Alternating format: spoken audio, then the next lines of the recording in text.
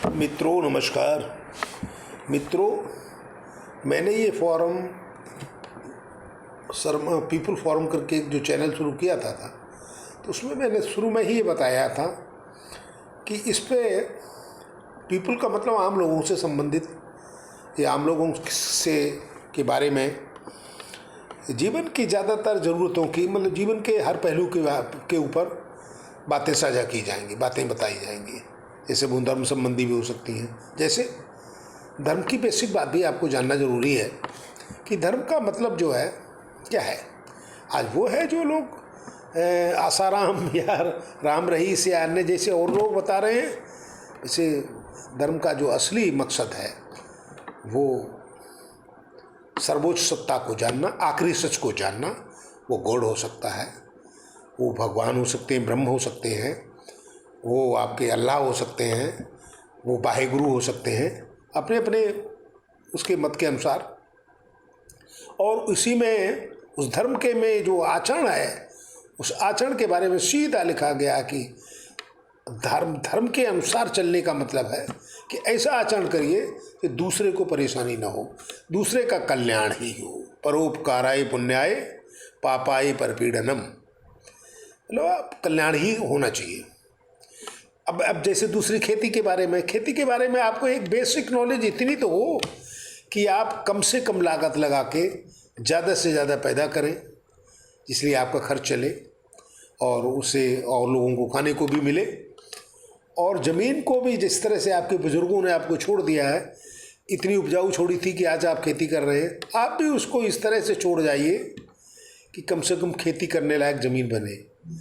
अगर आपने उस पर ध्यान नहीं दिया तो फिर वो बंजर ज़मीन हो जाएगी। जिस तरह का है ये खादों के और उसके हिसाब से पेस्टिसाइड के हिसाब से चल रहा है, बंजर खेती हो जाएगी तो क्या रह जाएगा। और जैसे धर्म के हिसाब से थोड़ी ज्योतिष के बारे में भी बता दी जाए। ज्योतिषी या जो धर्म के जो आडंबर करने वाले हैं वो बड़ा एक तरह से लंबा कि ये कुछ टोने टोट के करो कि ये सब कर दो, हमारे संपर्क में आ जाओ तो हम कर देंगे, बहुत आगे 12 न्यारा हो जाएगा। ये सब बेकार की बात है। वो तो साइंटिफिक है। ज्योतिष तो एक मतलब खगोल शास्त्र के उनके खगोलीय पिंडों की स्थिति के अनुसार आपका भाग्य है और उसी के ग्रह नक्षत्र उन सबसे थोड़ा बहुत जो इधर उधर है उससे आपका भाग्य बनता है। वो थोड़ा सा बृहद बात है। खैर, अब आज के बारे में थोड़ा सा जो ये राजनीति के बारे में बात शुरू की है। राजनीति में भी क्या कि राजनीति में हम चूंकि लोकतंत्र या प्रजातंत्र में हैं या गणतंत्र में हैं तो हम लोग जो है एक संवैधानिक मान्यता के अनुसार संविधान में हमें पावर मिली हुई है कि हम वोट डालें, ऐसी सरकार को चुने, मतलब अपने एमएलए एमपी या इनको चुने और वो जाके सरकार को बनाए। और वो सरकार को पूरी पावर दे दी गई कि अब सरकार आपने बना ली और ये जिम्मेदारी अब सरकार की है कि वो हमारे कल्याण के लिए काम करे। अब आपने पूरी ताकत उन्हें दे दी। अब कम से कम आपको जो आपको उन्हें आप वोट दिया था, जिसे संविधान में के अनुसार आपको वो अधिकार मिला हुआ था और आपकी पूरी जिम्मेदारी बन गई कि आप उन्हें टैक्स दें या उनके कानून को फॉलो करें या जिस तरह किसी वो करें। अब वो उनकी क्या जिम्मेदारी बनी कि वो कानून को बनाएं, कानून बने हुए हैं, अगर वो सही नहीं मानते उसमें अमेंडमेंट करें, जो ख़राब मानते हैं उसको बिल्कुल रिपील कर दें यानी ख़त्म कर दें।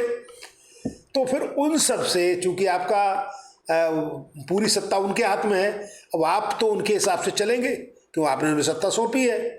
तो आपका अधिकार बनता है उसी संविधान में ही कि संवैधानिक मान्यता के अनुसार कि आप उनसे पूछें, आप उनसे देखें क्या जो जिम्मेदारी आपने उन्हें सौंपी है क्या वो कर रहे हैं, या जितना फ़ायदा वो आपका कर सकते थे उतने संसाधन उनके पास हैं या वो संसाधन बनाने की कोशिश कर रहे हैं। तो ये सब चीज़ अब इसमें थोड़ी सी दो एक बातें बड़ी टेक्निकल सी जो मुझे नज़र आ रही हैं वो मैं ज़रूर आपसे शेयर करूँगा। एक तो ये है कि वोट उन्हें सब कोई तो देता नहीं, वोट तो कभी कभार 50% और ज़्यादातर कम ही मिलते हैं वोट। अब फिर वो उनकी सत्ता बन गई तो ये पॉइंट ये बनता है, एक टेक्निकल पॉइंट ये है कि वोट तो उन्हें कम लोगों ने दिया। अब वो सबके प्रति जिम्मेदार और सब कोई उनसे सवाल पूछ सकता है या सबके प्रति वो जिम्मेदार हैं। बिल्कुल वो सबके प्रति जिम्मेदार हैं और सबका हक बनता है उनसे सवाल पूछने का, अपने वेलफेयर को मांग करने का, उनके जानने का, उनसे ये मांग रखने का कि हमें ने आपको बनाया है, आपने वायदे किए थे। तो उस हिसाब से वो क्योंकि गवर्नमेंट जो है मेजॉरिटी पे बनती है, तो जो ज़्यादा वोट जिसे मिल जाता है वो चुन गया, तो एमएलए एमपी पूरे क्षेत्र का हो गया। ऐसे ही एमएलए एमपीओं ने सबने एक सरकार बना ली, वो पूरे सूबे की हो गई या पूरे राज्य की है, देश की हो गई। उसमें ये तो है नहीं कि फलां क्या % लोगों ने वोट दिया, कि फलां ग्रुप ने वोट दिया या फलां कौम ने वोट दिया, ऐसा तो होगा नहीं। अब आप कोई भी काम करेंगे तो एक यूनिट जो है आपकी, आप सूबे के हैं तो पूरा सूबा आपका है, आपको पूरे सूबे के लोग आपको कानून टैक्स देंगे, जो आप टैक्स लगाएंगे या जिस तरह से भी हर एक कोई कानून आपकी मानेगा। नहीं मानेंगे तो जिन्होंने वोट दिया है उनके अनुसार उनको भी वही सजा है और जिन्होंने नहीं दिया उनको भी वही सजा है, आप उन पर भी लागू कर सकते हैं। जो टैक्सेशन है वो जो आपके वोटर हैं वो भी देंगे और ये भी देंगे, और फिर पूरी आबादी के हिसाब से आपको जो ग्रांट मिलेगी, अगर जैसे सूबे की गवर्नमेंट है तो केंद्र से अगर कोई ग्रांट मिलती है तो उस पूरे सूबे की पॉपुलेशन के हिसाब से मिलेगी। वहाँ ये तो है नहीं कि आपके वोटर कितने हैं, कि आपके खिलाफ वाले कितने हैं। ऐसे ही अगर केंद्र सरकार कहीं बाहर से इंटरनेशनल किसी संस्था से, किसी से या किसी दूसरे मुल्क से कभी कर्ज लेगी तो वहाँ ये तो होगा नहीं ये फलां ग्रुप का है या फलां कौम मतलब पार्टी के ये लीडर हैं। वहाँ तो देश के आप प्रधानमंत्री होंगे या वित्त मंत्री होंगे या कोई पदाधिकारी होंगे, तो पूरे उस समय तो आप भारत के होंगे, किसी कौम या किसी क्षेत्र विशेष के नहीं होंगे। तो सबके लिए आपकी जिम्मेदारी है और सब कोई आपसे सवाल पूछ सकता है। अब सवाल इस बात का होता है कि सवाल किस रूप से पूछा जाए, क्योंकि वो तो आपके ऊपर आपने वोट दिया उसे, वो बन गए, सत्ता उनके हाथ में है, सब कुछ उनके हाथ में है। वो क्या करेंगे, किस तरह से चलाएंगे, वो तो उनकी जिम्मेदारी है। अब आपने उन्हें वोट दिया, उन्हें सत्ता सौंप दी, अपनी ट्रस्टीशिप उन्हें दे दी, तो अब आप तो ये तो पूछेंगे कि हमारे लिए क्या अच्छा हो रहा है, हमारे प्रति क्या आपकी जिम्मेदारी है वो आप निभा पा रहे हैं या नहीं निभा पा रहे हैं। तो उसमें ये अब कुछ चीज़ें बातें, वैसे तो ये बहुत डिटेल की बात है। अब जैसे आप ये पूछ सकते हैं कि हमें रोज़गारी देंगे, रोज़गार देने के लिए आपके लिए पैसा चाहिए, तो वो आपने टैक्स लगाया जो लगाया या किस तरह से, और या आप नौकरी न देने के लिए आप जो जितनी भी जो मतलब संस्थाएं हैं या जो सरकारी उपक्रम हैं उनको आप बेच रहे हैं। तो अगर बेच ले जाएंगे आप तो नौकरी कहाँ से मिलेगी। वो तो जो तो कमाने के लिए जिसने लिया है एंटरप्राइज, वो कहना किसी कारपोरेट ने, वो अपने हिसाब से करेगा।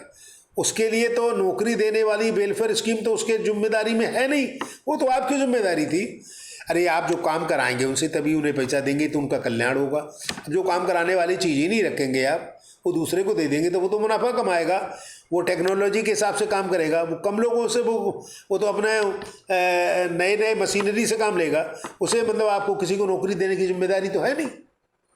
और फिर अब ये तो आप देखिए कि उन जो ज़्यादा से ज़्यादा आपने बिल्कुल, और पिछली गवर्नमेंट के मुकाबले, अरे चूँकि आपको पिछली गवर्नमेंट के मुकाबले चुना गया है तो पिछली गवर्नमेंट से अच्छाई में आप में नज़र आई होंगी। तो ये देखा जाए, ये इस तरह की बात हो सकती है, क्या पुरानी सरकारों के मुकाबले में आपने रोज़गार दिया उतना या खाली 2 करोड़ का वायदा ही कर दिया।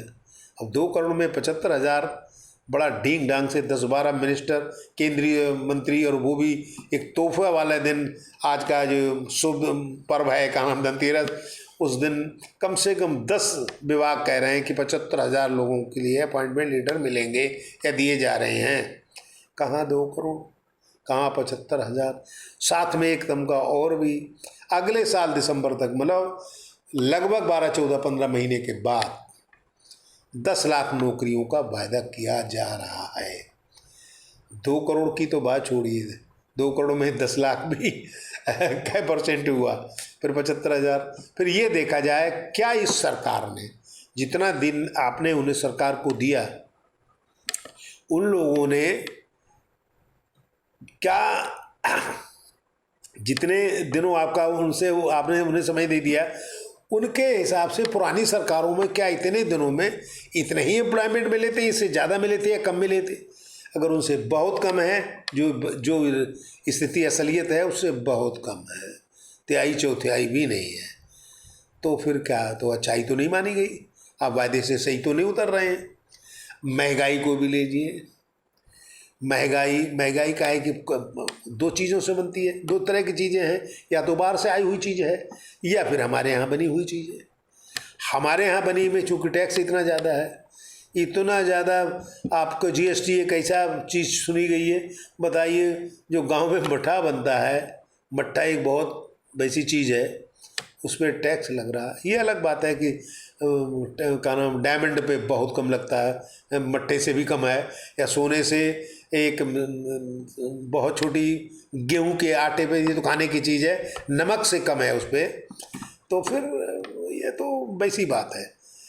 अच्छा, महंगाई वही वाली, तो महंगाई में तो दो बातें, आपने टैक्स ज़्यादा ले लिया तो, और फिर जितनी ज़रूरत है, खपत चूँकि बहुत बड़ा मुल्क है, उस तरह की चीज़ें हमारे यहाँ है नहीं, उतनी पैदावार नहीं हो रही है, डिमांड और उसकी सप्लाई में थोड़ा सा डिफरेंस होता है, जो इकोनॉमिक्स में माना जाता है, तो दाम उसी हिसाब से घटते बढ़ते रहते हैं, तो चीज़ में उतना प्रोडक्शन भी नहीं है उतना। ये तो होगा मतलब देश डोमेस्टिक वाले का। अब कुछ चीज़ें जो बाहर से आती हैं, हमारे बाहर से आएंगी तो बाहर तो रुपया तो नहीं चलेगा, करेंसी तो हमारे यहाँ रुपया की, वहाँ तो डॉलर में दिया जाएगा। जो इंटरनेशनल, जो अंतर्राष्ट्रीय में जो मान्यता जिस मुद्रा को मिली हुई है वो डॉलर है, तो वो डॉलर की कीमत में हमारा रुपया बहुत नीचे जा रहा है, तो वहाँ डॉलर के हिसाब से हम खरीद रहे हैं। पहले $1 में जो खरीदते थे हम, उसका 50 रुपया देते थे, तो इसका जितनी कीमत थी उसके 50 गुना ज़्यादा है। अब हम उसको $1 में अब दे रहे हैं 85 या 84, तो 84-85 गुना ज़्यादा देना पड़ेगा। तो महंगाई तो ये ऐसी आ गई। तो ये सब चीज़ें पूछने का आपको अधिकार है, और आपको ये अधिकार होगा, और आप ही उसको पूछने से कर सकते हैं। आपने किसी क्रांति से उन्हें सरकार नहीं बनाई है, आपने बड़ा अपने वोट से उन्हें दे